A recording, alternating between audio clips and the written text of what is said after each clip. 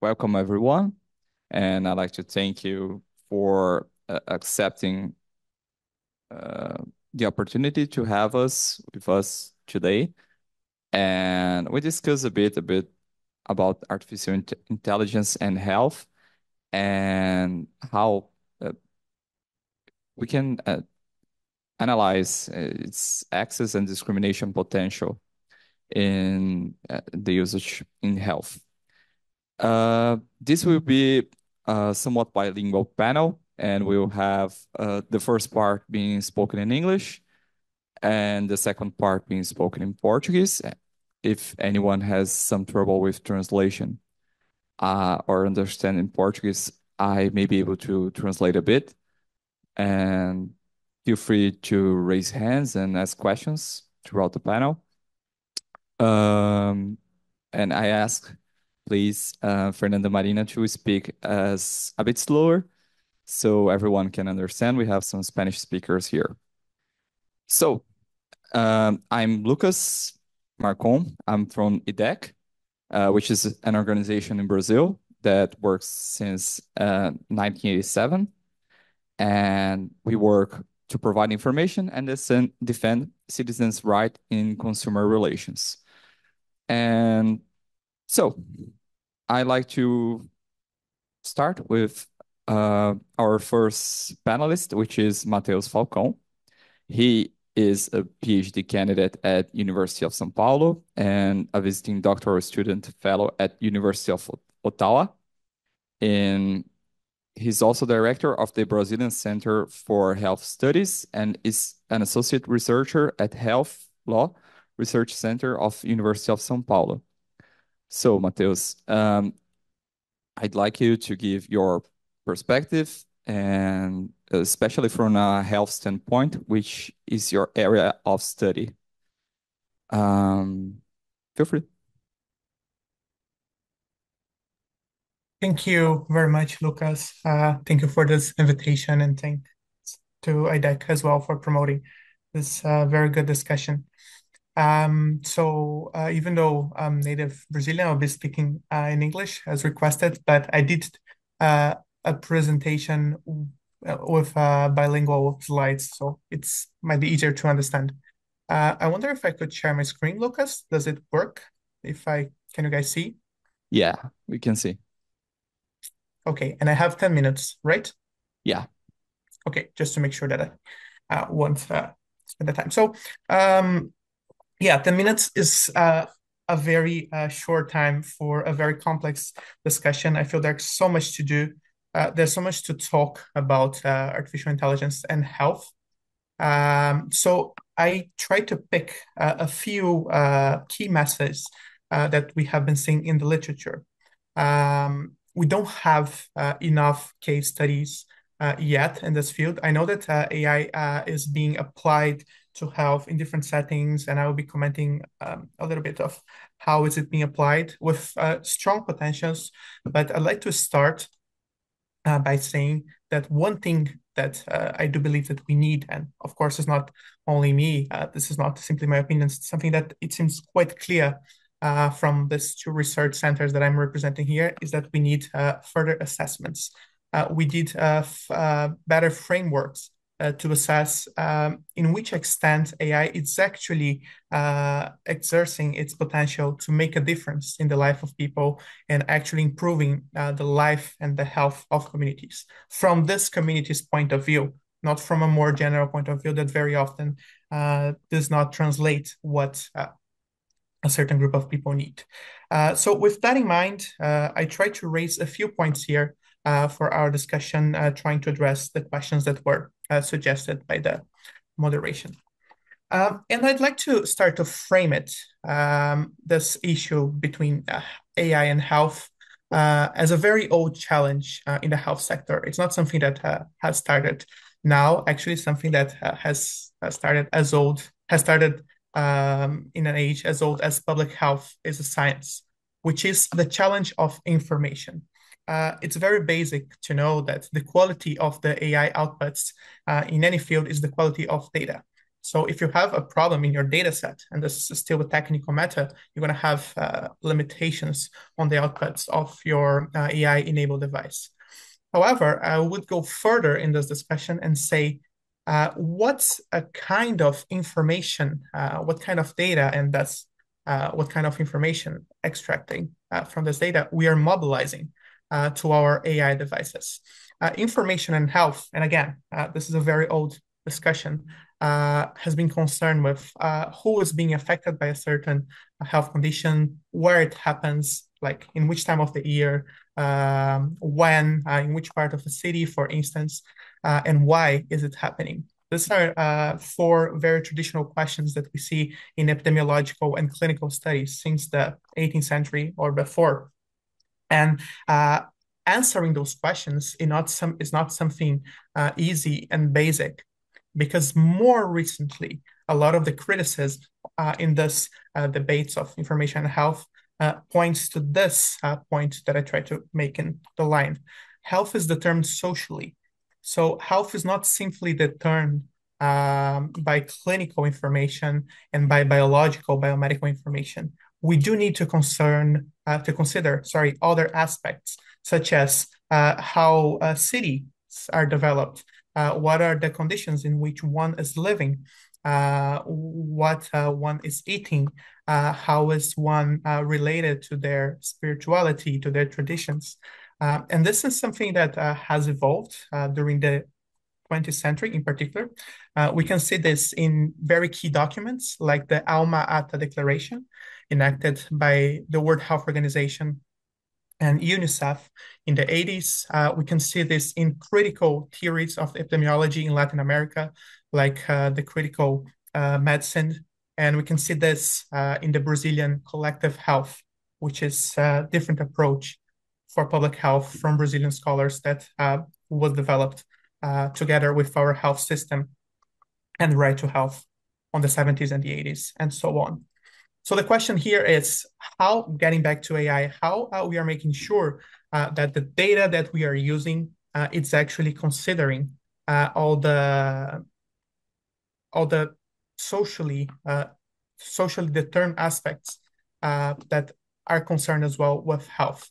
To try to make it more clear, I'm going to try to put it in the language of AI and use a very important concept that all of us that are working with AI like to discuss about: bias, right?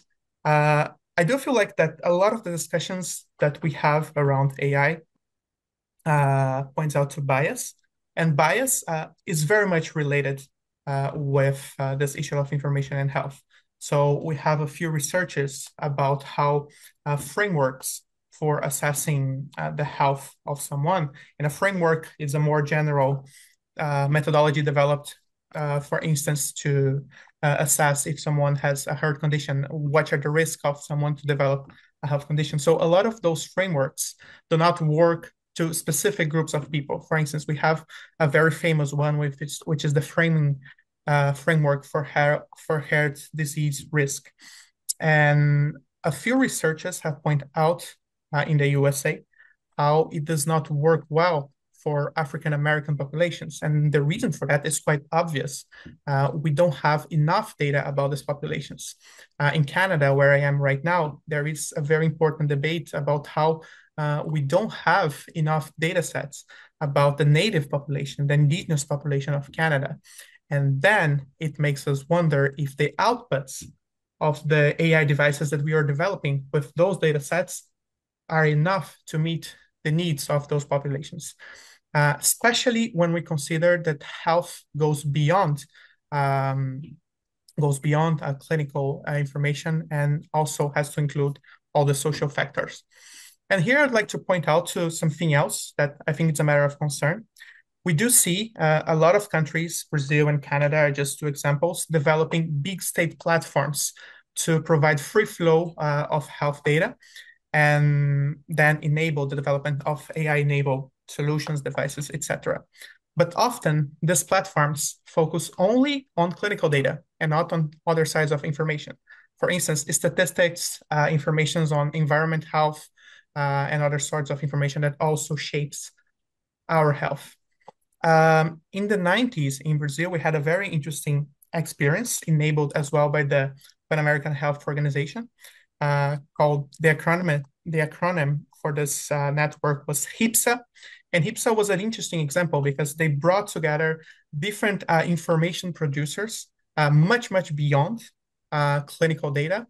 And now we are discussing in Brazil if our platform for health data is including all this information beyond merely clinical data. So I think this is a key message that we would need share as well.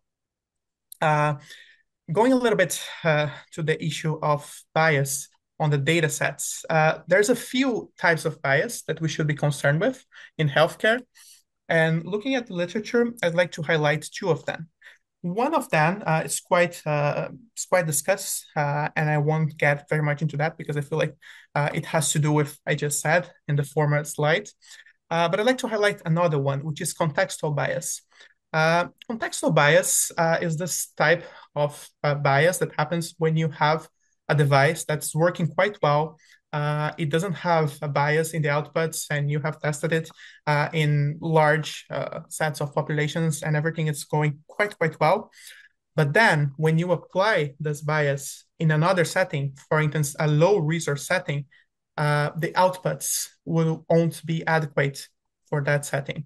So let us say a device was trained in a high resource hospital in the USA or in Canada and is being deployed in a low resource setting in Canada, in Brazil or in a different country, in a place with lower access to other health technologies. Maybe this output won't be the best thing, even though from a technical point of view, it would be the best. So it's not something related with the technical part of the AI here, but how it's being deployed in the territory. Contextual bias, I feel like it's a key concept to understand as well the issues. This will be my first slide, and I just have 2 seconds, so I'm going to go very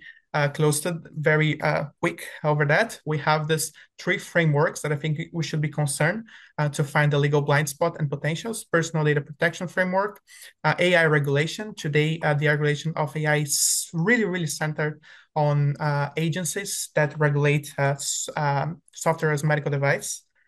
This is quite clear, and the production, mostly articles on AI regulation and health, point out to software as a medical device, but it makes us wondering if this is enough for tackling the challenge. We have also the capacity of authorities as a matter of concern if they can do enough. And finally, I'll just finish with a message saying that we should consider other public capacities to deal with this challenge that we are presenting here, including public infrastructures like data centers, and also the procurement power of the state. In other words, how the state could shape the software it wants and then ask it from the market, and not the other way around, as we quite often see.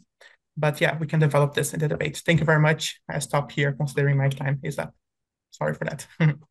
Thank you so much, Matheus. It's always a pleasure to hear from you, and your knowledge in the health always amazes me, and I always learn so much from you. And we'd like forward to have some more concrete experiences that Franco shall provide us with. And I'd like to introduce him first. He's a policy analyst at Access Now, and he's a lawyer from Argentina. He's an active member of the Internet Governance X system for many years and previously worked at Fundación Via Libre as a policy analyst. At Access Now, he focuses on privacy surveillance, data protection, and related issue. He's always a philosophy enthusiast, as we've seen earlier today, and Namato drummer. Yeah. Thank you for the introduction. I thought I was going to be introduced much shorter. I think being a policy analyst at Access Now is enough. But yeah, when I was invited to speak at this panel, I was intrigued by the way that I should approach the subject, because it may have a lot of branches to explore, and we just heard one, and it was very interesting. So I was wondering what should be my addition to this conversation, and the first thing I did was to kind of conduct a research on internet to see what was already published on health and health mobile applications and privacy. And to be honest, I was struck by how many research papers have been published on this subject. Um, I did summarize three of them, or three or four of them, and I wanted to share them with you, just to start my initial remarks. The first one is titled "An app a day will probably not keep the doctor away: an evidence audit of health and medical apps available on the Apple App Store." And it was published by Luciano Floridi from the Oxford Internet Institute and other authors recently. So it's really fresh.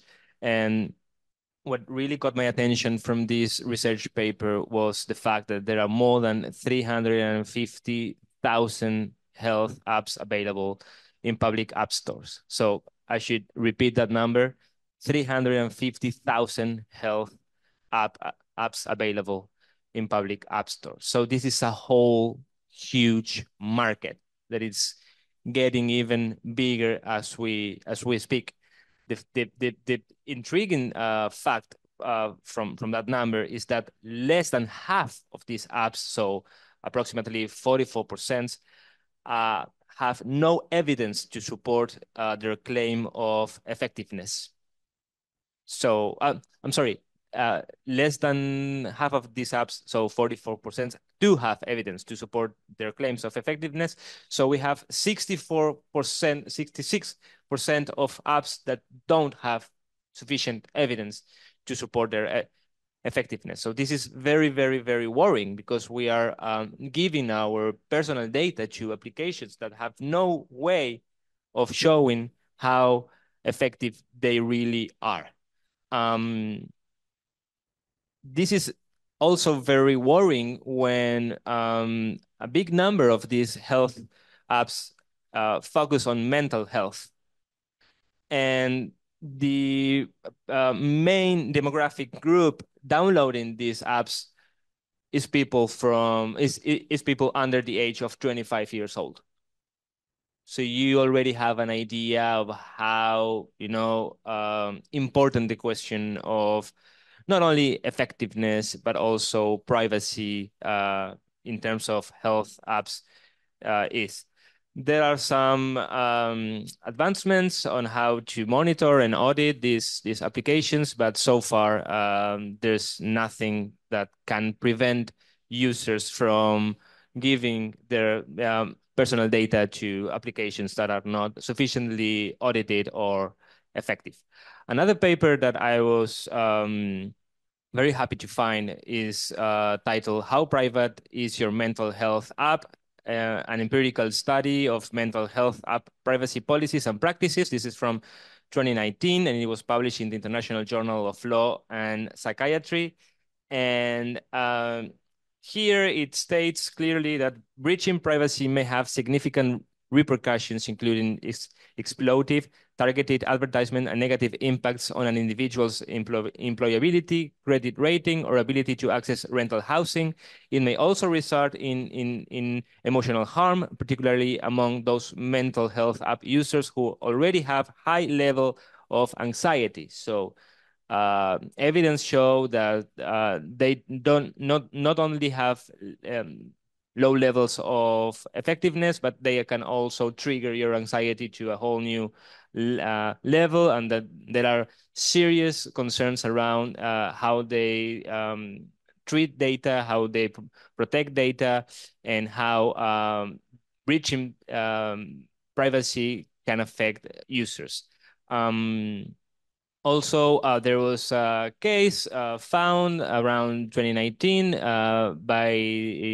in Australia where the Australian medical appointment booking app Health Engine was found to be routinely sharing users' health information with law firms to assist them with identifying potential clients for personal injury claims.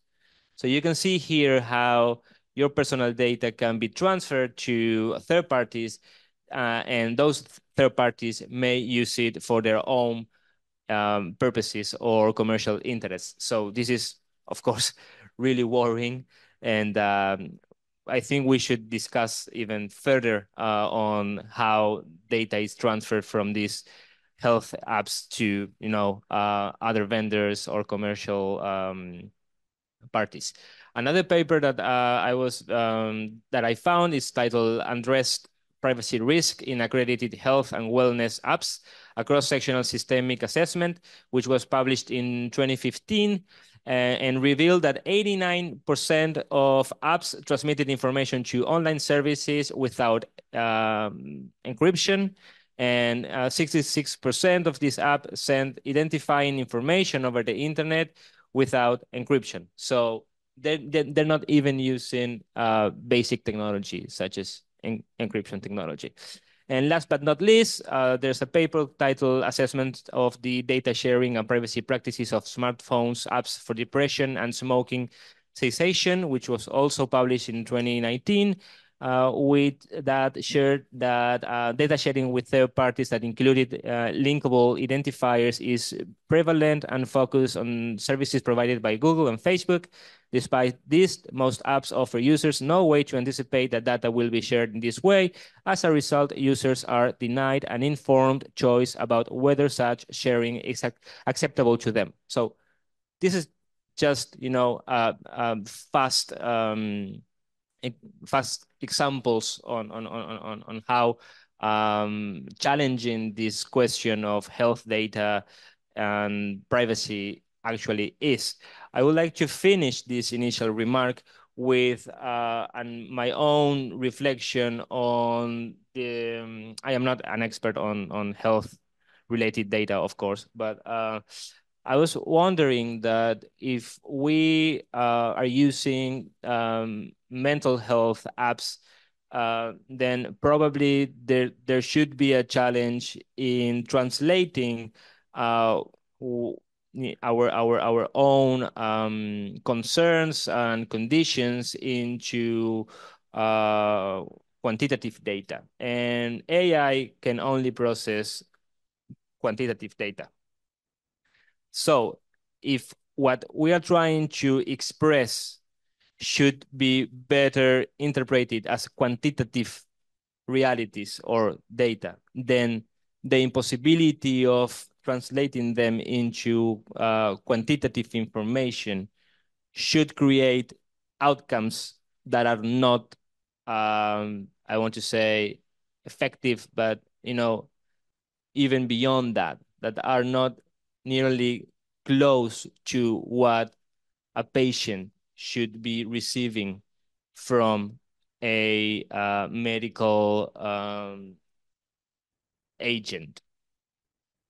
So this should leave us with the question of which kind of health apps should be put out there and which kind of health apps should be restrained from public access. This is a question that I am not prepared to answer since I am not an expert on health data. But this is a question that appeared in my mind in many times after I was invited to speak at this panel. So I wanted to share it with all of you to see if you also find it intriguing, and if so, if you would like to make any comments after all the speakers make their remarks. I think I can leave it here for now. Thank you, Lucas. Thank you, Franco. This presentation makes us reflect upon the improved access we can have with AI, and well, how mental health apps are unregulated even here in Brazil, and I believe most Latin America and most countries, as we are still developing AI regulation and AI framework, and that clashes with how we can think of improved access in the usage of AI for health. So, Ford, I'd like to first of all introduce Fernanda, and she is the research coordinator at IRIS, Instituto de Referência Internet e Sociedade, and she's also a PhD candidate in law, technoscience, and interdisciplinarity at the Federal University of Minas Gerais. She also has a master's degree in network society and where in Federal University of Santa Maria, where she also graduated. So, Fernanda, I'd like you to introduce us to how the legal framework is being done in Brazil in AI, and talk a bit about the risks about the usage of AI in health, especially with racial discrimination, please. Perfeito. Olá, boa tarde a todos, todas e todes. Meu nome é Fernanda, e eu vou aproveitar aqui só para tentar exibir minha tela. Vamos ver se vai funcionar. Só um minutinho. Vamos ver aqui, que era para funcionar. Vocês conseguem ver? Yeah, we can. Perfeito, então. Boa tarde, muito obrigada pela apresentação. Para mim é uma honra estar aqui com vocês hoje e gostaria de estar presencialmente. Peço desculpas por não estar presencialmente, mas agradeço principalmente na pessoa da Marina e do Lucas, né, por esse convite para compor o painel. Fiquei muito feliz de saber da aprovação e cumprimentar os demais colegas da mesa, né? É uma honra também estar aqui com vocês para dividir esse espaço e fazer essa discussão tão importante. Como o Lucas já me apresentou e eu tenho só 10 minutos, eu vou aproveitar para já passar para as discussões sobre conteúdo, mas só para destacar, então, que sempre quando eu faço as minhas pesquisas, a minha visão, né, o meu viés, por assim dizer, sobre a matéria é sempre racializado, principalmente porque este é o local que sempre me foi destinado na sociedade, então eu acho que trazer esse olhar racializado também é o que permite que a gente tenha uma versão mais efetivamente universal sobre as coisas do que uma que não atravessa esse olhar racializado. E aí, antes de falar especificamente sobre a regulação de IA no Brasil, eu gostaria de mencionar sobre esses dados, né? E aí eu acho que é muito bom poder falar depois do Matheus e do Franco, justamente porque eles já deram, já introduziram essa preocupação com os dados. E aí eu gostaria de trazer, então, essa perspectiva racializada e brasileira de quais são os problemas possíveis, né, relacionados à inteligência artificial na saúde e no Brasil. Não sei se vocês conhecem, mas a gente tem uma política nacional para a saúde da população negra, especificamente no país, justamente por reconhecer que essa parte da população não tem o mesmo acesso à saúde que outros segmentos populacionais. Para vocês terem noção também, só passou a ser obrigatória a informação sobre raça e cor nos documentos, né, dentro do Sistema Único de Saúde, o SUS, a partir de 2017, com a Portaria 344. E aí, esse boletim epidemiológico, ele traz uma série de informações, inclusive são 2 volumes, sobre quais as doenças que mais atingem a população negra, que há uma disparidade, justamente para a gente olhar para esse recorte e também que o fato de que ter dados disponíveis e de boa qualidade são fundamentais. Primeiro, para a gente revelar essa desigualdade racial e do racismo, para depois a gente poder lidar com as possíveis soluções.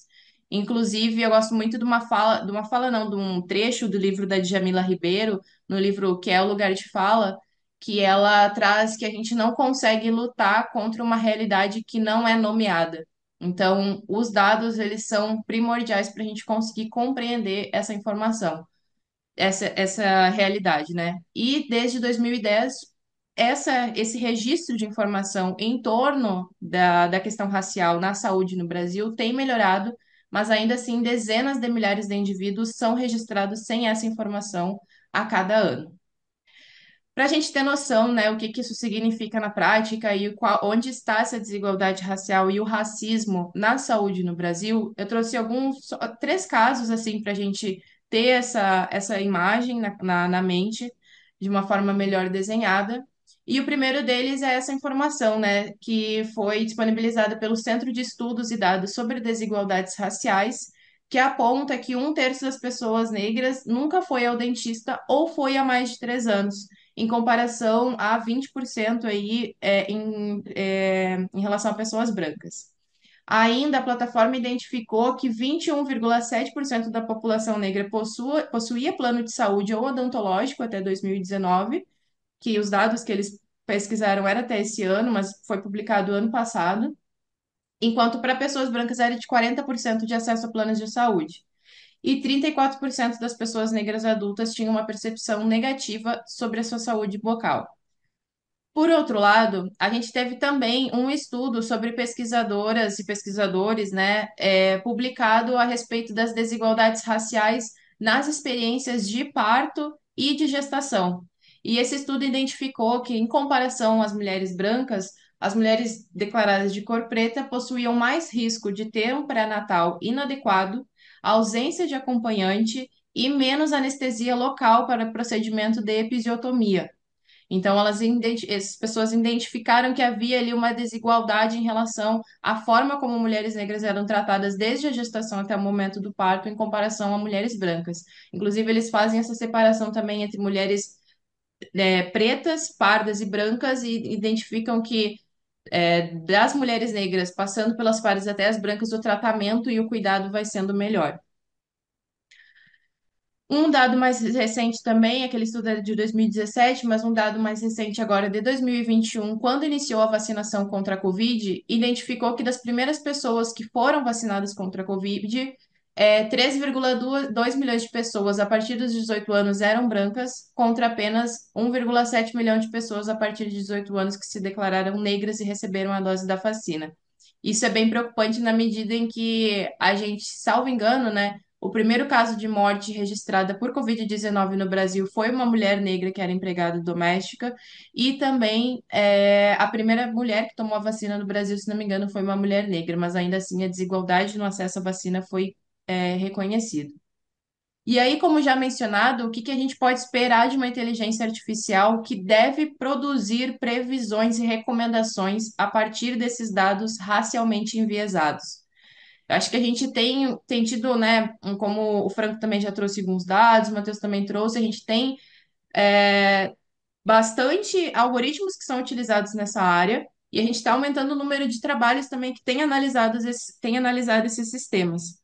Um caso que eu gostaria de destacar é esse, de um algoritmo já utilizado comercialmente para classificar o atendimento para pessoas negras, para pessoas, e estava classificando na mesma categoria pessoas negras que estavam significativamente mais doentes do que pessoas brancas. O fato curioso é que a raça não era considerado como um elemento para tomada de decisão. Pelo contrário, a fonte dos dados eram históricos médicos dos pacientes que tentavam estipular o valor provável do custo daquele paciente para o sistema de saúde. Só que isso refletia tanto possíveis decisões racistas de médicos que destinavam menos recursos para pessoas negras, como também o fato de que, né, nos Estados Unidos a saúde, ela tem um custo muito elevado e pessoas negras normalmente não conseguem ter acesso. E aí aqui eu já estou com 7 minutos, mas eu trouxe só esse trecho aqui de um texto que eu publiquei recentemente com o Tarcísio, em que a gente analisa esse caso e fala que apenas excluir a categoria de raça não é o suficiente para evitar a discriminação algorítmica, que pelo contrário, né, ela pode colaborar para a gente manter essa discriminação estrutural e não visualizar ela através desses sistemas algorítmicos. Outro caso também, aqui apenas para mencionar brevemente, também já há estudos que apontam que há uma grande possibilidade de que a inteligência artificial utilizada para identificar câncer de pele seja menos precisa em relação a peles negras do que peles brancas, principalmente porque os bancos de dados utilizados para treinar essas inteligências artificiais não contêm informações suficientes sobre etnia ou tipo de pele, o que pode levar a risco de cirurgias evitáveis e impedir o cuidado, inclusive, de câncer em estado que ainda é possível tratar. Só que eu também gostaria de destacar aqui que o problema são os dados, mas não somente os dados. Se a gente for olhar para o mercado de tecnologia hoje, ele é predominantemente branco e masculino, sendo que mulheres negras, por exemplo, compõem somente 11% desse público de profissionais, né, em empresas. Na sociedade brasileira, essas mulheres negras, elas representam 28%, mas são apenas 3% daquelas matriculadas em cursos de engenharia da computação e 11%, né, dessas que trabalham em empresas de tecnologia. E aí, para finalizar, é muito importante a iniciativa que a gente tem tido aqui no Brasil sobre o projeto de lei 2338, que hoje está encabeçando, né, a discussão para um marco regulatório da IA no país. E o ponto que eu gostaria de destacar é justamente a classificação que esse projeto de lei faz desses sistemas de inteligência artificial de acordo com o seu risco. Tem a categoria de risco inaceitável, risco excessivo, e a categoria de alto risco que eu gostaria de destacar nesses segundos finais. São considerados sistemas de alto risco aqueles que apresentam ali uma probabilidade grande de gerar riscos e impactos, e a gravidade desses impactos também sobre pessoas ou grupos afetados. E lá hoje, na redação mais recente, que tem sido discutida, né, a gente teve umas 3 versões aí, pelo menos ao longo de junho, mas essa última versão que a gente tem, ela prevê aplicações na área da saúde para auxiliar diagnósticos e procedimentos médicos quando houver risco relevante à integridade física e mental das pessoas. Então, esse tipo de sistema está classificado como de alto risco. E o que isso significa na prática? Basicamente, que a gente tem medidas de governança e transparência específicas para esses sistemas para tentar mitigar esses possíveis problemas e riscos que vêm com eles. Aqui eu trouxe só alguns exemplos, tem outras medidas previstas no texto também, mas eu gostaria de destacar então a documentação, né, do funcionamento do sistema e das decisões envolvidas na sua construção, a utilização de dados de treinamento representativos que contêm propriedades estatísticas apropriadas em relação às pessoas afetadas e que levam em conta características como contexto geográfico, comportamental ou funcional, e medidas para mitigar e prevenir vieses discriminatórios e incentivar a diversidade nas equipes de desenvolvimento. Algo que eu e o Tarcísio a gente pode concluir também analisando aquele estudo sobre o algoritmo utilizado para classificar o risco dos pacientes, é que além dos dados, também teve uma equipe de desenvolvimento envolvida na construção daquele sistema que não é, foi capaz, naquele momento, de identificar esse tipo de viés racial e discriminatório. Então, se a gente está falando também de um mercado de tecnologia onde pessoas desses grupos afetados não estão conseguindo acessar ou estão tendo menos acesso, a gente também está falando em uma equipe de desenvolvimento que pode deixar passar talvez mais facilmente esse tipo de viés, e por isso é importante a diversidade nas equipes de desenvolvimento também. E aí eu deixo aqui só um QR Code, né, para quem estiver presente e quiser saber mais dessa carta que, enquanto membro da coalizão Direitos na Rede e por participar, né, através do Instituto de Referência Internet e Sociedade, o IRIS, nós tivemos, é uma carta inclusive com a participação da Access Now e de outras organizações internacionais, justamente para defender uma regulação brasileira sobre IA que proteja os direitos, pensando aí que, como já foi mencionado, né, uma regulação pode ser uma proteção a mais para que a gente tenha parâmetros mínimos de avaliação, de revisão e de auditoria desses sistemas algorítmicos. E aí aqui eu encerro a minha fala, mas fico à disposição para a gente seguir o debate agora. Obrigada. Thank you so much, Fernanda.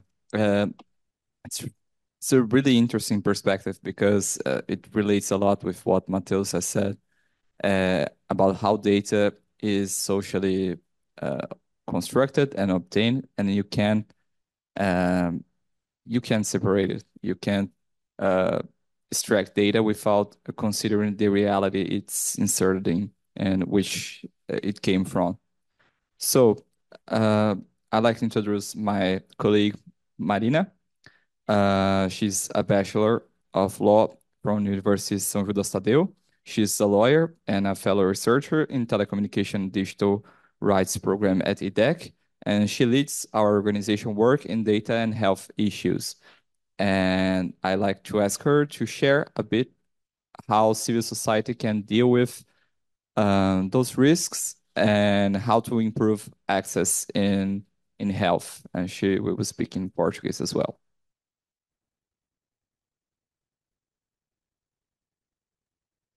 Muito obrigada, Lucas, pela introdução. Vocês estão vendo a minha tela bem? Yeah. Ah, que bom. Bom, eu estou numa posição bem privilegiada aqui por estar falando por último. Foi muito bom ouvi-los e muito das falas de vocês dialogam com a apresentação do IDEC. E também, mais uma vez, privilegiada do Lucas já ter apresentado o IDEC e falado um pouquinho do nosso trabalho. Então, eu vou começar a minha apresentação falando um pouco sobre a nossa interface de dados e saúde. Como o Lucas mencionou, tanto ele como eu trabalhamos no programa de telecomunicações e saúde e direitos digitais, mas a gente tem uma interface de saúde digital, de dados e saúde, junto do programa de saúde. É um esforço conjunto para unir essas duas áreas, considerando que há especificidades em cada campo que contribuem para essa discussão. A gente tem observado ao longo dos últimos anos um crescimento da saúde digital, né? Como o Matheus disse na fala dele, a saúde digital, informações em saúde, dados em saúde são uma discussão antiga do campo, mas nos últimos anos essa discussão tem ganhado cada vez mais espaço e cada vez mais profundidade, em razão, dentre outros fatores, das ferramentas de inteligência artificial que têm sido utilizadas no campo. É claro que a gente já coletava dados de saúde há muitos anos, a gente sempre coletou dados de saúde, mas ferramentas de inteligência artificial oportunizam que esses dados sejam utilizados de maneiras diferentes e que, inclusive, alterem modelos de negócio de saúde até então observados no nosso país.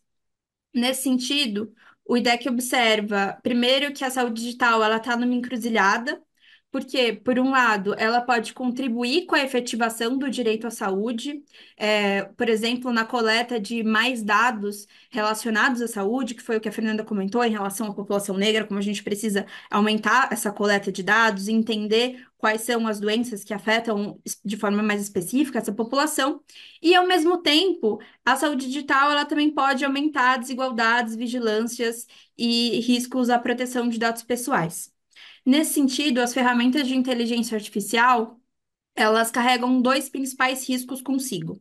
Primeiro, a ampliação da inequidade e segundo, a discriminação pelo perfil individual. Nesse início da minha apresentação, eu vou trazer alguns casos relacionados a esses dois principais riscos. O primeiro, na verdade, eu queria tratar bem brevemente sobre dados em farmácias. É claro que esse campo ele é muito amplo, existem muitos riscos e muitas preocupações relacionadas aos dados em farmácia, mas o que a gente tem informações suficientes para concluir nesse momento é que há uma perfilização a partir dessa coleta de dados, né? Há o uso de ferramentas de inteligência artificial para publicidade, para exploração comercial dessas pessoas. Além disso, a gente também observa o uso de ferramentas de inteligência artificial para, como foi o caso que a Fernanda mencionou, para mediar o acesso dos usuários à saúde. Então, eu trouxe esses dois exemplos, né? O primeiro de algoritmos que impediram pacientes negros de receber um transplante de rim, e o segundo de scores de risco, que penalizam pacientes negros, que foi o caso que a Fernanda analisou para a gente. Esses dois exemplos, eles demonstram como algoritmos de inteligência artificial, eles podem diminuir o acesso à saúde, aprofundar desigualdades, diminuir o acesso a medicamentos, no caso do CPF em farmácias, trazer consequências ao mercado de trabalho e também responsabilizar os indivíduos pela sua própria saúde, cujas políticas, no entanto, devem ser coletivas. As nossas segundas preocupações estão relacionadas a traçar um perfil individual para esses usuários. Nesse sentido, o compartilhamento de dados, ele traz uma preocupação a mais. É claro, existem várias preocupações, mais uma vez, relacionadas ao compartilhamento de dados, mas uma delas é a possibilidade de que esses dados sejam utilizados para traçar perfis individuais. No mercado de seguro, no mercado de seguros brasileiros da saúde suplementar, há uma demanda antiga das prestadoras individualizar o cuidado e oferecer produtos a partir das necessidades dessa pessoa. No entanto, o risco que isso traz é tanto a seleção de risco, né, negar acesso à saúde a determinadas pessoas, o que é vedado no nosso país, mas, no entanto, a análise de risco não é vedada, que é você justamente traçar esse perfil, entender quais são os riscos e quais são os riscos para oferecer um plano de saúde para determinada pessoa e aumentar o valor desse plano a partir desses riscos individuais. Mais uma vez, esse caso demonstra para a gente uns riscos de responsabilização do indivíduo por sua própria saúde, e, no entanto, que é contra a lógica da saúde coletiva, que é que a saúde ela é gerada socialmente e são diversos os fatores, não apenas os fatores individuais que compõem os riscos à saúde de uma determinada pessoa. Então, a partir desses dois casos, o que a gente pode observar, de forma muito similar ao que os meus colegas já trouxeram, é que a inteligência artificial na saúde, ela traz riscos relacionados a dados de treinamento que não representam adequadamente a sociedade, a incorporação de modelos de negócio que não são alinhados à lógica da saúde, né? Então, por exemplo, modelos alinhados à exploração econômica e unilateral desses dados, a análises preditivas e de risco e a responsabilização desse indivíduo. Além disso, elas também trazem um solucionismo tecnológico que dialoga, por exemplo, com o que o Franco trouxe sobre os apps de saúde mental. Qual é a real necessidade da gente ter esse tipo de tecnologia? Será que a gente não deveria estar investindo tempo e dinheiro em outras soluções, se sejam tecnológicas ou não? E também esses algoritmos, eles acabam mediando as oportunidades sociais para quais as pessoas necessitam para ter acesso à própria saúde, né? Um algoritmo que decide quais são os pacientes a serem atendidos primeiro, ele cumpre um papel essencial e o risco dele aprofundar essas desigualdades é muito grande. A partir dessas considerações, desses casos que a gente tem analisado nos últimos anos, o IDEC formulou e lançou, no início do ano, a Agenda de Dados em Saúde, com recomendações para uma saúde digital mais inclusiva. Esse documento, ele foi formulado a partir dos casos que a gente tem atuado ao longo dos últimos anos, e ele fornece uma agenda de discussão para aprofundamento, das discussões sobre saúde digital no Brasil. E a partir de agora eu gostaria de falar um pouco, brevemente sobre essas recomendações. A gente entende que a agenda de dados de saúde, para garantir uma efetiva promoção do direito à saúde por meio da digitalização, ela deve ser baseada em quatro pilares principais. O primeiro, segurança de dados. O segundo é transparência e mitigação de assimetrias informacionais, considerando que o mercado de saúde é um mercado marcado por assimetrias e o mercado de tecnologias também. O terceiro, governança democrática e centrada em usuários, então a gente entende, por exemplo, a necessidade, além de uma regulação de além da aprovação do PL 2338, a gente entende também a necessidade de uma governança específica para a saúde que considere essas especificidades, como, por exemplo, a saúde coletiva, e como a saúde e o SUS vem se desenvolvendo no Brasil. E, por fim, uma última recomendação que eu gostaria de trinchar um pouco mais é a vedação à exploração econômica de dados. É claro que no setor privado, o tratamento de dados ele está relacionado à exploração comercial e a lucros. O que o IDEC é contra, no entanto, é uma exploração unilateral que ignore os acúmulos da saúde coletiva e também ignore os benefícios e os riscos envolvidos aos usuários de saúde. Nesse sentido, a gente entende, por exemplo, que as ferramentas de inteligência artificial, elas devem ser treinadas com dados que adequadamente reflitam a nossa diversidade, evitando equidades sociais, por exemplo. Essas ferramentas de inteligência artificial também devem ser submetidas a um verdadeiro escrutínio público, para que os usuários entendam minimamente como elas funcionam e para que a sociedade civil, a academia também possa estudar essas ferramentas e entender os vieses, a quais elas são submetidas, por exemplo. É fundamental também garantir medidas de transparência e, por fim, garantir que essas ferramentas de inteligência artificial e todas as tecnologias que envolvam o processamento de dados sejam compreensíveis, aos usuários de saúde, né? Que esses titulares de dado eles possam exercer seus direitos no tratamento de seus dados. Além da agenda de dados de saúde, formulada pelo IDEC, eu também gostaria de aproveitar a oportunidade e falar brevemente sobre a Carta Aberta, formulada pela sociedade civil, formulada pela Coalizão de Direitos na Rede também, né, que além de atuar no grupo de trabalho de inteligência artificial, também atua no operativo de saúde digital, que reconhece a necessidade de um marco regulatório para a inteligência artificial, que reconheça o alto risco dessas tecnologias, a necessidade de responsabilização objetiva e solidária, a necessidade de revisão humana das decisões automatizadas, que considere os vieses na avaliação e implementação dessas tecnologias e, por fim, que elas sejam abertas à participação social e ao escrutínio público. E, por fim, eu também trouxe aqui brevemente o policy paper para o G20 que a gente tem elaborado ao longo desse último ano. O Matheus, ele é coautor nesse trabalho também. Ele ainda está em fase de editoração, vai ser publicado em breve, mas nesse documento a gente também traz algumas coisas que devem ser observadas para promover a segurança e equidade em ferramentas de inteligência artificial aplicadas à saúde, de forma muito similar às contribuições que eu já trouxe. A gente pede por mais transparência e explicabilidade dessas ferramentas, maior diversidade no treinamento dessas ferramentas, revisão humana e também medidas específicas para evitar a discriminação. Bom, por fim, eu só gostaria de agradecer mais uma vez, os panelistas que me antecederam e também a CPDP pela oportunidade de falar um pouco do trabalho do IDEC aqui. E me coloco à disposição para as perguntas.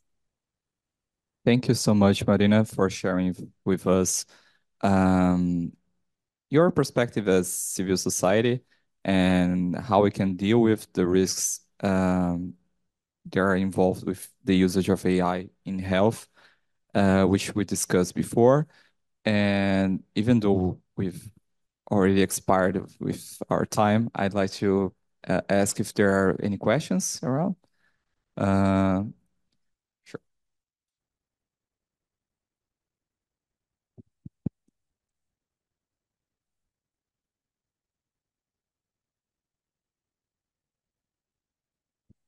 Bom dia, meu nome é Lorena, eu sou pesquisadora no Programa de Diversidade e Inclusão aqui na FGV e também do Grupo de Economia e Inovação na UFRJ.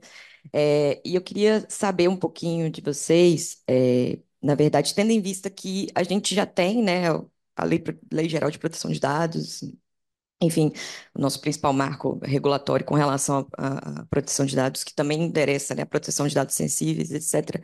Mas tendo em vista esse avanço da discussão sobre inteligência artificial especificamente, eu queria entender como que vocês enxergam as fragilidades que a LGPD ainda tem, né, enfim, que precisam ser endereçadas por um novo marco, se esse for o caso, quais seriam esses problemas e também os problemas da própria ANPD, enquanto instituição que seria responsável, por exemplo, para lidar com casos de mega vazamentos, etc., e que, ó, se eu não me engano, sequer houve até hoje algum tipo de pronunciamento ou conduta um pouco mais efetiva com relação por exemplo, a coleta de dados em farmácias, né? É uma perspectiva que eu acho que é muito importante a gente colocar nessa situação, por exemplo, olhando como usuário também de serviço de saúde, de farmácia, enfim, a gente precisa pensar que o consumidor ele não é o culpado por compartilhar o seu CPF. Acho que a gente colocar essa responsabilidade, né, no consumidor é injusto e é um problema muito grande. Mas ainda assim ele é ali compelido, né, tendo em vista toda essa dinâmica do comércio e saúde, a fazer isso. E aí a gente não tem, por exemplo, a NPD com uma prática, né, mais incisiva de pensar como é que essa dinâmica tem se dado, não só em São Paulo, aqui no Rio, mas enfim, em acho que todas as cidades no Brasil a gente vai encontrar farmácia fazendo esse tipo de coisa. E outra também, se esses marcos regulatórios, eles precisam, ou, enfim, como que a gente endereça um pouco mais essas obrigações de transparência por parte dos aplicativos, mas também da própria indústria farmacêutica, né, e puxando um pouco a sardinha de como que ela deveria, por exemplo, demonstrar, né, que usos são esses e, enfim, como é que a gente deveria pensar esse marco regulatório e essa atuação institucional. Obrigada.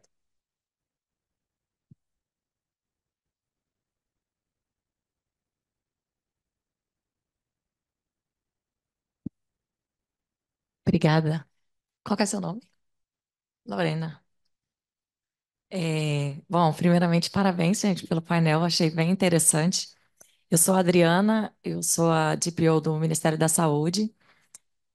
Eu anotei umas coisinhas aqui, queria até complementar também a pergunta ali da Lorena, que se falou da questão das farmácias. A NPD se manifestou, fez uma manifestação, mas não só sobre isso, reforçar a questão dela não ter ainda, de fato, nem ter incluído na agenda regulatória dela nenhuma questão de saúde. Então, isso é uma coisa que está todo mundo no pé, né? Nós todos aqui. A gente está integrando agora o Conselho Nacional de Proteção de Dados, então a gente pretende levar a nossa pauta diretamente lá para a NPD. E indo aqui, então, para as minhas perguntas, mas eu queria endossar, viu, Lorena, é, esse seu pleito. É, Bom, primeiro eu gostaria de perguntar para o Franco se ele pode disponibilizar, né, os nomes desses papers que ele citou, que eu achei bem interessantes, né, a gente ter esses dados em mãos, assim, achei que você colocou questões ali bastante preocupantes, realmente, que vão, inclusive, até numa coisa que a gente estava discutindo ali num outro painel, o que que é dado de saúde? A LGPD não diz o que que é dado de saúde e a gente acabou conceituando isso numa portaria nossa do Programa SUS Digital. A gente colocou lá o que que a gente entende que é dado de saúde para fins, pelo menos, de implementação do programa e é o conceito que a gente vai utilizar no âmbito do Ministério. Mas, de fato, né, a gente teria que ter o órgão regulamentador falando isso. E aí a gente coloca, inclusive, nesse conceito de dado de saúde, a questão da dimensão social, porque a saúde ela tem essa dimensão social que o Matheus falou, inclusive, né? E, Fernanda, já também puxando a sardinha porque você falou também, inclusive citando o PL 2338, a gente pediu uma alteração no PL, que foi até contemplada pelo senador Eduardo Gomes, no sentido de colocar a saúde, ela continua sendo de alto risco, mas a gente explicitamente pediu para colocar a dimensão social, porque o conceito de saúde, na forma da Lei 8080 e da Constituição também, ele tem essa dimensão social. Então, a nova redação, antes ele falava só assim, é alto risco aquilo que atinge a integridade física. Aí a gente, né, é a gente que eu falo governo federal, tá? Não só o Ministério da Saúde, mas o governo federal como todo. Eu falei, gente, mas tem integridade mental, aí eles colocaram. Mas depois a gente pediu uma nova redação de fato, não foi aqui, né, necessariamente a gente mandou, mas o senador Eduardo, o, Eduardo mesmo, né? Gomes colocou que foi no sentido de colocar, assim, que quando o sistema representar riscos significativos à saúde humana integral, na sua dimensão física, mental e social, porque o aspecto social também está considerado ali no conceito de saúde, e nas dimensões individual e coletiva, porque tem a saúde coletiva também. Tem as questões de né, as questões epidemiológicas, saúde coletiva, que também não estavam contempladas. Então, como que a IA, né, ela também deve ser considerada alto risco, não só na dimensão da saúde individual, mas também da saúde coletiva. E um dado que eu queria trazer para a Fernanda também, Fernanda, nesse ponto que você falou que é muito preocupante, com o texto dos negros nunca foi ao dentista. A gente tem um projeto em conjunto, em desenvolvimento ainda, tá? Com a UFMG, para monitoramento da saúde bucal, justamente para fazer a gestão mais equitativa no âmbito do SUS da saúde bucal da população brasileira. Então, aí já é uma outra faceta da inteligência artificial, ela sendo utilizada para promover equidade no atendimento à saúde do SUS e especialmente na saúde bucal. Mas está em desenvolvimento, tá? Mas a gente, inclusive, colocou esse projeto no Plano Brasileiro de Inteligência Artificial, que ainda não foi aprovado, mas que está sendo discutido no âmbito do MCTI, tá? Bom, acho que esses são os pontos que eu queria colocar e vamos continuar o debate aí. If that's all right, I'll be answering first in English, all right? So Franco can understand us. With your initial remarks, Lorena, I'd like to point out that this is something that we are very looking into, that is ANPD's lack of transparency. And how, even though there are some uh, administrative investigations concerning health data, and data breaches and data leaks from, for example, I believe there is one from Santa Catarina that was recently uh, concluded. And even though INPD found that they were responsible, they couldn't find because the state couldn't find the state. And it was just a recommendation that Santa Catarina should adjust their policy for for it doesn't happen anymore. But that was just it, you know. It didn't happen very much longer. It's true, Fernando. I'll just pass to you.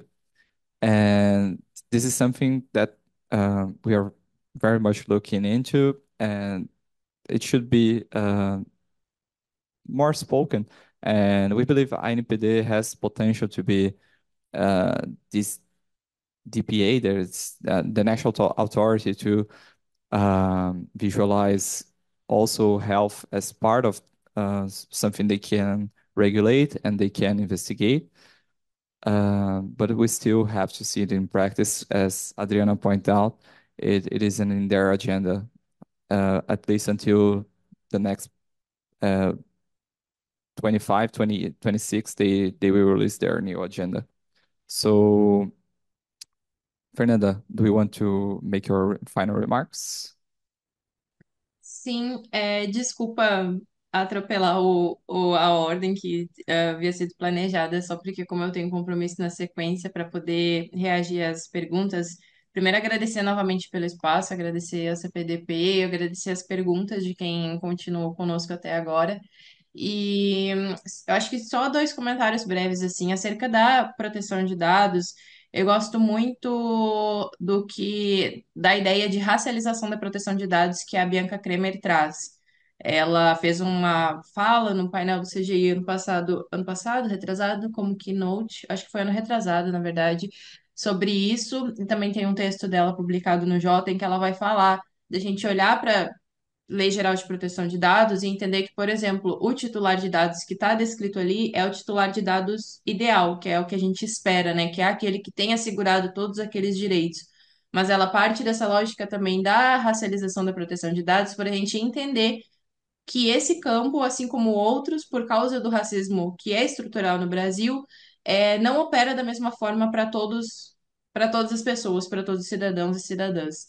Então, como é que a gente faz uma proteção de dados que seja efetiva e que auxilie, as pessoas que muitas vezes nem sabem que podem ter os seus direitos, podem ter os seus dados protegidos de uma maneira mais adequada. Então, eu acho que a gente não tem a resposta, né? Mas acho que fica muito essa provocação para a gente dentro de cada função em que a gente vai ter que lidar com dado na saúde, um dado sensível, e utilizar a LGPD para tratamento, entender que também tem uma interferência racial na forma como essa proteção de dados opera sobre diferentes segmentos da população. O segundo ponto é agradecer. Agora, desculpa, eu acabei não anotando os nomes, mas aqui está representando, né? Mas não sei se está representando, mas está aqui e faz parte do Ministério da Saúde.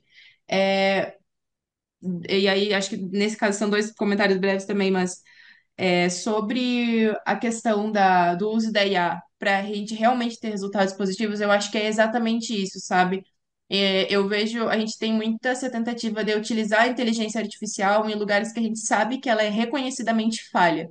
Então, a gente tenta colocar, saindo um pouco da área da saúde, tenta usar, utiliza reconhecimento facial para segurança pública, tenta criar policiamento preditivo, que são tecnologias que a gente sabe que falha, muito provavelmente, independentemente dos dados que são que alimentam essas tecnologias, porque a gente tem outras camadas operando sobre elas.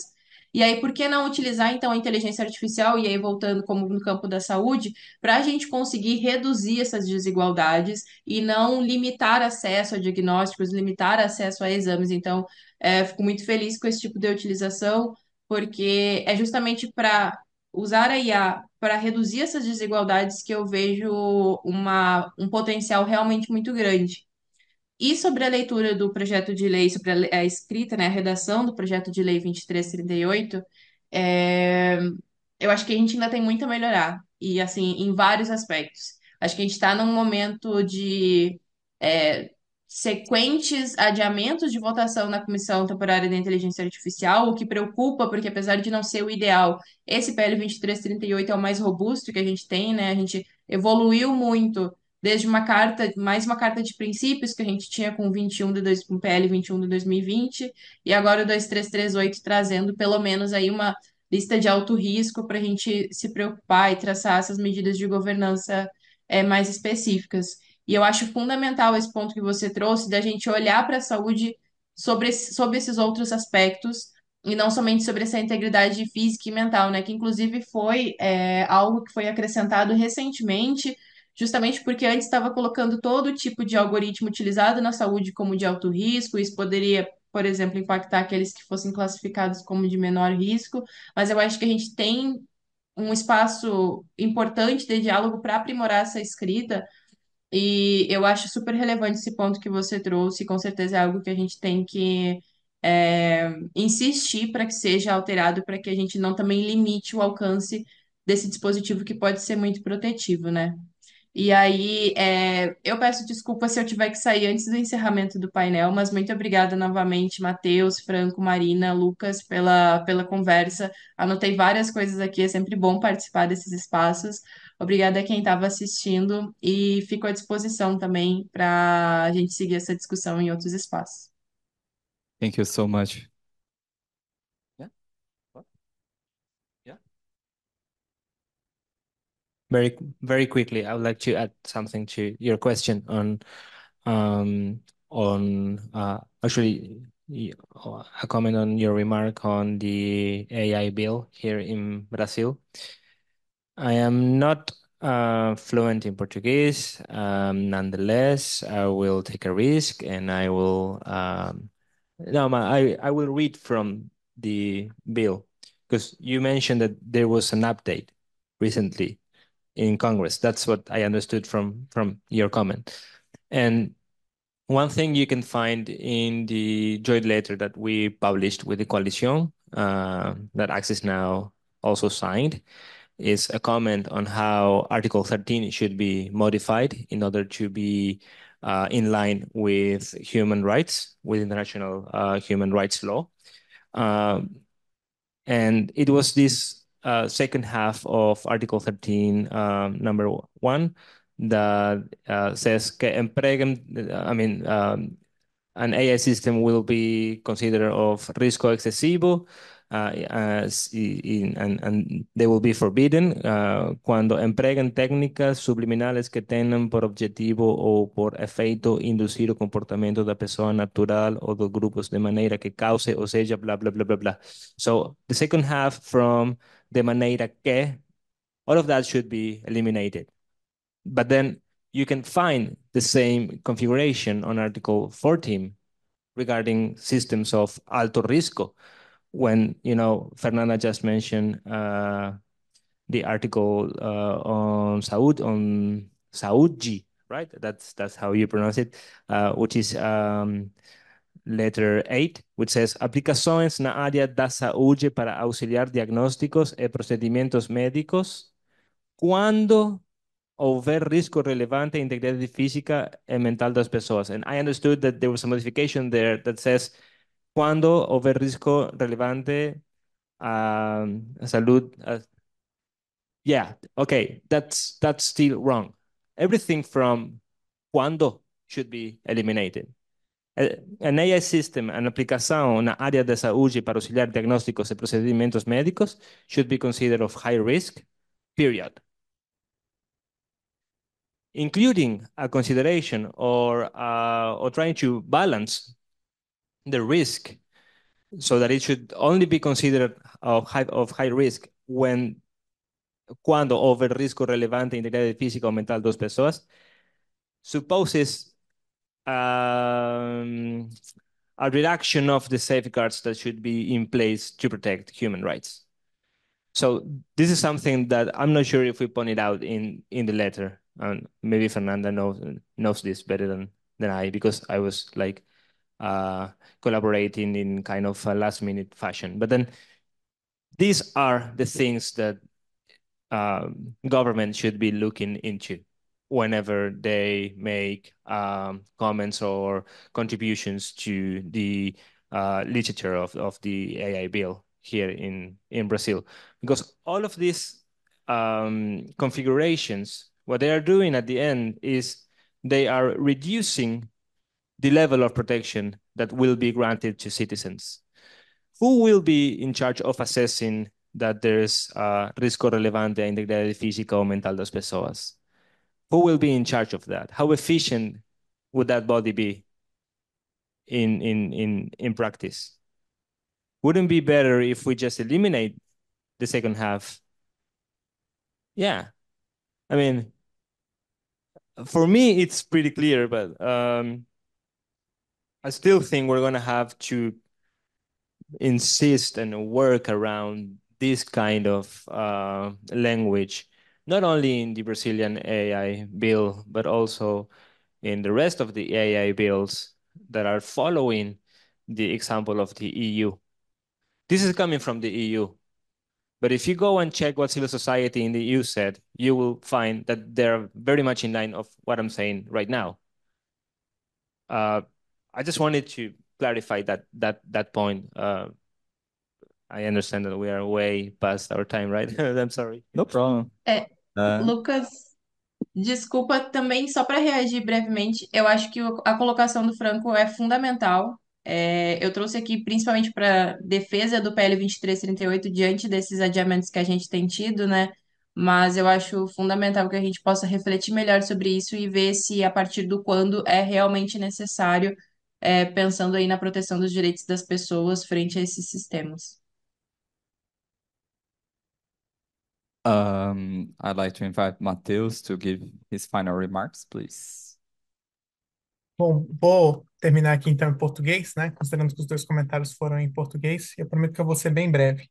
Eu queria agradecer primeiro por essa oportunidade de ouvir aqui Franco, Fernanda, Marina, Lucas também, além da Lorena e da Adriana, né? Comentaram. Muito legal, obrigado ao IDEC também pelo convite por terem organizado esse painel. Nesses comentários finais, eu quero só desenvolver um raciocínio aqui, que eu acho que complementa um pouco o que Fernanda e Franco disseram agora, né? Eu não vou nem muito tocar nessa questão do PL, que acho que já foi muito bem colocada, mas vamos partir então de uma questão teórica, que foi a questão que a Lorena colocou um pouco, né? Por que que a LGPD não é suficiente? Ou então, não só a LGPD, né? O modelo europeu do GDPR também não é suficiente. Eu acho que existem algumas autoras, né? Vou citar o nome, que constroem uma teoria muito interessante sobre como esses quadros de proteção de dados trabalham muito com relações individuais, quase que contratuais, entre a pessoa, o titular de dado, e quem está usando, né? E a questão do uso de dados, especialmente inteligência artificial, é uma questão muito mais coletiva, uma questão muito mais social, né? Por exemplo, quando a gente pensa aí nessa belíssima, excelente apresentação que a Fernanda fez, né? Com esses dados sobre a questão racial no Brasil e como que um dispositivo médico, né, com base em inteligência artificial pode exacerbar essas desigualdades, né, assim como pode várias outras, a gente tem que é uma questão muito mais coletiva, né? O próprio valor econômico dos dados não está simplesmente em ter um dado individual, ele está em ter uma base de dados, né, e inferir a partir dessa base de dados. Quem desenvolve esse argumento é uma autora chamada Salomé Villoen, que eu gosto bastante, né, trabalha com um artigo chamado Uma Teoria Relacional da Economia de Dados. Assim como uma ativista e também autora indiana chamada Anita Gurumurthy, que faz essa crítica, ou pelo menos aponta essa limitação do GDPR na Europa, que também serve para a LGPD no Brasil. Então, a gente precisa, né, de marcos legais, ou então de algum tipo de regulação que enderece esse quadro mais amplo. E aí surge justamente as discussões em torno, por exemplo, do PL de IA, né? E o PL de IA acho que já foi muito bem trabalhado aqui pelo Franco, pela Fernanda. Então, eu vou apontar para outro lugar, né, que também está um pouco na pergunta da Lorena. Grande parte do debate sobre regulação de IA na saúde está nas agências regulatórias, né? A FDA nos Estados Unidos, Health Canada aqui no Canadá, a Anvisa no Brasil e a EMA na Europa, né? Enfim, várias agências aí regulatórias que estão regulando esses dispositivos médicos. E as limitações dessa regulação são muito semelhantes a talvez as do PLDA, né? Que é uma redução de escopo. Eu gostei desse exercício que o Franco fez agora de ler, projeto de lei, porque a gente vê também na regulação de software para dispositivos médicos que se reduz muito para aqueles aplicativos muito específicos, de altíssimo risco, muito focados no contexto clínico, quando que a regulação pode se dar, né? E aí a gente tem uma outra questão, que é justamente os limites das autoridades para regular de forma e fiscalizar de forma adequada, né? Acompanhar realmente o desenvolvimento do que está sendo colocado aí, né? Novamente, voltando à apresentação do Franco, né? Se a gente pega esses vários dispositivos de saúde mental que estão aí no mercado, né? Muitos deles fogem até da regulação de software para dispositivos médicos da Anvisa, e ainda que entre nessa regulação, como que a Anvisa vai monitorar tudo isso, monitorar a viés algoritmo, né? Que também é uma disciplina um pouco nova na ciência da computação, relativamente falando, ou seja, tudo isso é muito desafiador, especialmente num contexto de enfraquecimento do aparato estatal de regulação. Né? A gente tem aí que a Anvisa, né, e quem conhece o setor farmacêutico sabe disso, tem uma história muito bonita. A Anvisa sempre foi uma agência destacada, que agora, por conta, né, de desfinanciamento, né, falta de contratação de pessoal, está perdendo um pouco desse poder, né? E a gente tem aí uma tendência de uma atuação, no mínimo, mais tímida das agências regulatórias, incluindo a própria NPD. Então, eu colocaria tanto essa questão de um marco legal e regulatório que realmente englobe tudo que a gente precisa em termos de AI e saúde, e também de estrutura regulatória suficiente, né, para endereçar essas questões todas, né? Porque às vezes, né, a gente já começa a discutir a regulação tirando do escopo da regulação uma porção de coisas importantes, e aí a regulação fica mais enfraquecida ainda. Então, eu colocaria nessas formas, acho que a pergunta da Lorena enseja essa discussão. Enfim, queria só finalizar aqui agradecendo mais uma vez, desejar para todo mundo aí uma boa tarde. Thank you so much, Matheus. Marina, do you want to finish? Sim, obrigada, Lucas. Bom, primeiro falar um pouquinho da pergunta da Lorena. Como a Adriana já adiantou, uma das lacunas da LGPD é a falta de conceituação, de dado de saúde. Ao mesmo tempo, a LGPD traz alguns avanços que, para serem concretizados, a gente entende que devem ser regulamentados. Então, a base do consentimento, por exemplo, tem especificidades do setor de saúde que devem ser regulamentados pela NPD, né? Então, assimetrias informacionais potencializadas, quando a gente fala de saúde, devem ser consideradas. A base de tutela da saúde, por exemplo, ela deve ser concretizada, é uma base que hoje é muito ampla. Então, quais são as situações concretas onde ela deve ser aplicada e quais são as situações em que não, por exemplo, situações relacionadas à exploração comercial. Outras especificidades, né? A vedação, a seleção de risco, vedação ao compartilhamento de dados para exploração comercial. A gente entende que esses aspectos da LGPD é fundamental que eles sejam regulamentados e que as especificidades do setor de saúde sejam consideradas. Como o Lucas, a Adriana já comentaram também, a saúde não está na atual agenda regulatória da autoridade. Existe uma expectativa de que saúde entre no próximo biênio. Então, esse é um esforço, inclusive, da sociedade civil para que esse tema entre e seja regulamentado. O que a gente tem observado também da autoridade é que falta uma transparência e falta um enforcement para fiscalização de aspectos relacionados à saúde. Então, hoje, na coordenação de fiscalização, por exemplo, além do processo de vazamentos, também há um procedimento fiscalizatório sobre CPF em farmácias, que, como você mesma disse, Lorena, não é possível que a gente culpabilize o usuário por fornecer seu dado para receber um desconto. Inclusive, faz sentido que ele faça isso, infelizmente, né? Se há essa lacuna na regulação de medicamentos também, um outro problema relacionado ao CPF em farmácias. Então, é fundamental que as autoridades envolvidas atuem para proteger esse usuário, consumidor e titular que é vulnerável nessa relação. Além disso, também uma articulação com outros órgãos é essencial, com a Anvisa, com o Ministério da Saúde, que passa a compor o conselho, né? Tem uma cadeira no conselho, é muito importante que esses órgãos se articulem e troquem experiências para observar essas especificidades, tanto do setor de tecnologia quanto do setor de saúde. E faço coro também essa discussão.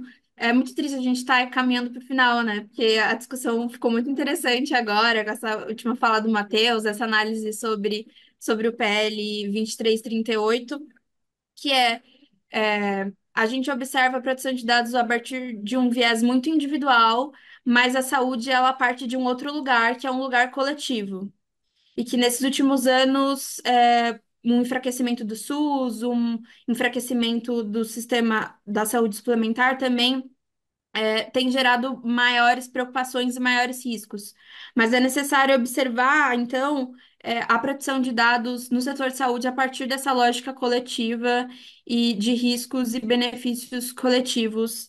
Então, essa necessidade de um marco regulatório não só para IA, mas de um marco regulatório também para a saúde digital, que leve em consideração todas essas especificidades e que consiga fazer esse mix de campos funcionar de uma forma adequada. Enfim, a gente já está aí no início da tarde, né? Então, boa tarde para todos. Agradeço mais uma vez o CPDP e todos os nossos palestrantes e me coloco à disposição para continuar essa conversa em outros espaços também. Thank you so much, everyone. Thank you for staying until now. Let's have lunch.